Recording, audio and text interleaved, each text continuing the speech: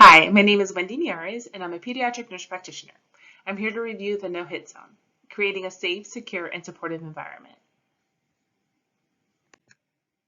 The objectives of this PowerPoint is to learn about the no-hit zone, review effects of corporal punishment, learn key points on how to promote positive parenting, and to review how to implement a no-hit zone. The vision of no-hit zone is to create an environment of comfort and safety for parents, families, and staff, in which no adult shall hit a child, no child shall hit another adult, no adult shall hit another adult, and no child shall hit another adult. The no-hit zone program has a baseball background with the no-hitters program. The first no-hit zone location was located in 2005 at Rainbow Children's Hospital in Cleveland, Ohio. And there are currently over 174 registered no-hit zone programs nationwide. And it is supported by the Interagency Council on Child Abuse and Neglect, or ICAN. This is a visual map of all the current no-hit zone locations across the United States, including Canada.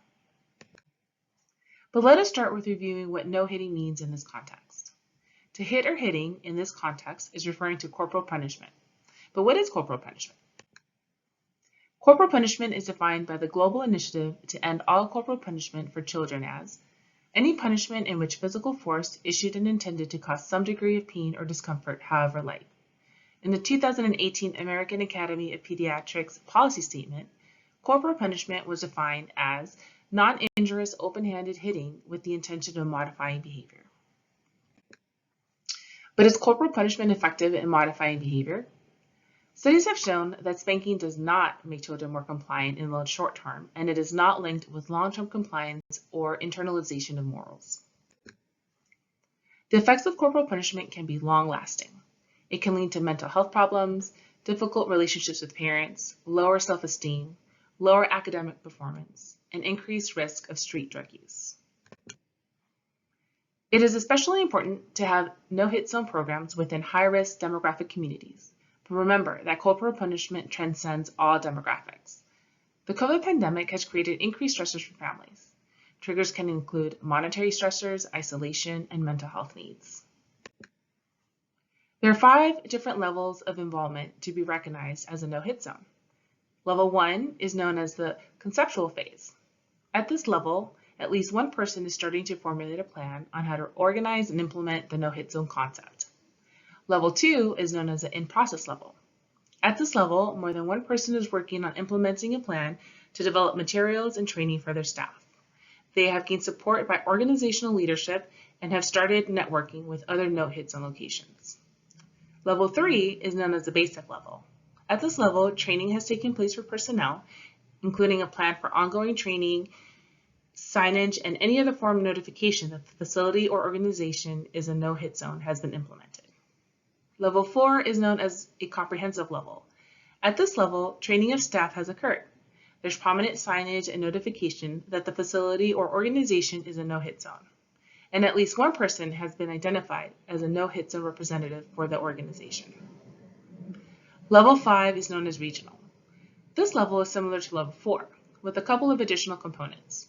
There's a community awareness and recognition that the facility is a no-hit zone. The facility provides outreach education about no-hit zone, and it is enlisting other organizations within the community or region to become a no-hit zone, thereby becoming a resource center. Remembering that leadership is prevention. Takeaway points when integrating a no-hit zone is to review key aspects with providers, nursing staff, and ancillary staff.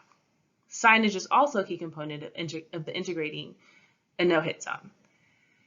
Providing brochures and resources are key. At the facility that I currently work in, we're planning to have a tangible reminder consisting of a teddy bear wearing a shirt saying, "Hug me, don't hit me." This is a picture of the placement of signage within our clinic waiting room area. And our signage are in the 2 major languages spoken in our facility, which are English and Spanish.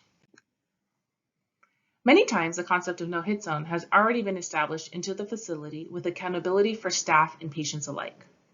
The concept is embedded into policies for staff and under the rights and responsibilities for patients.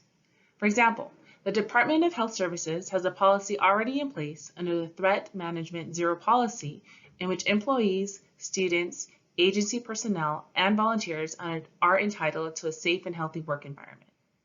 Accountability for patients is under the Rights and Responsibilities section, in which patients have the right to receive care in a safe setting that fosters patients' comfort and dignity, including being free of corporal punishment. But what do we do if we see threat or actual corporal punishment taking place?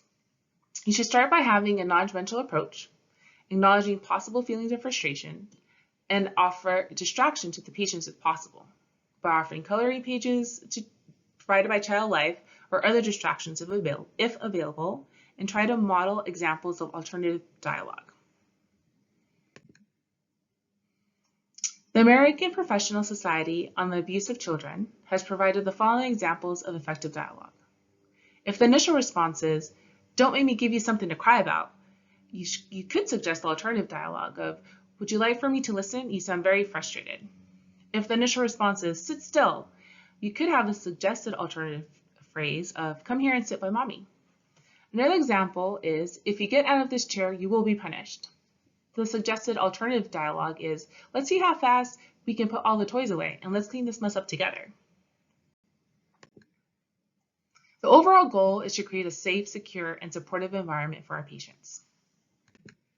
Help create the no-hit zone vision, which is an environment of comfort and safety for parents, families, and staff in every location and facility.